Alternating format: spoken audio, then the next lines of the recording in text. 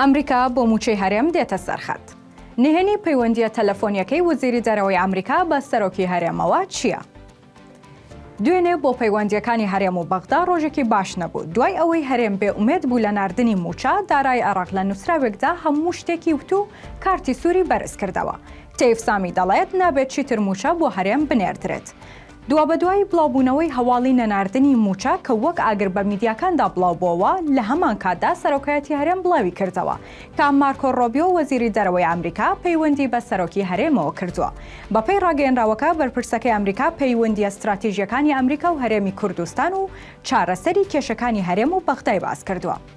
بەپێی زانیاریەکان کە لە چەند سەرچاوەیەکی سەرۆکایەتی هەرێمەوە دەستکەوتووە، ئەمریکا لەسەر ناردنی موچە فشار لە بەرپرسانی بەغدا دەکات.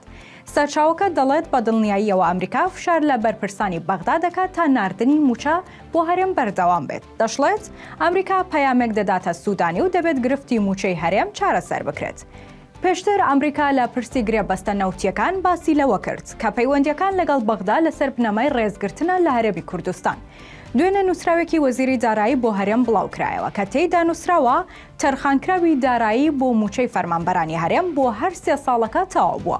واتە نەکرد تەنها مانگی 5 بەڵکو بەپێی نووسراوەکەی وەزارەتی دارایی بێت 7 مانگی داهاتووی ئەم ساڵ هیچ موچەیەک بۆ هەرێم نانێردرێت.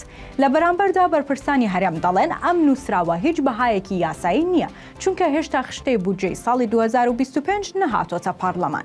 هاوکات بەپێی بڕیاری دادگای فیدراڵیش نابێت موچەی فەرمانبەرانی هەرێم بخرێتە چوارچێوەی ئینفاقی فعلی، بۆیە هەرێم بڕیارەکەی بەغدا بە نایاسایی ناودەبات.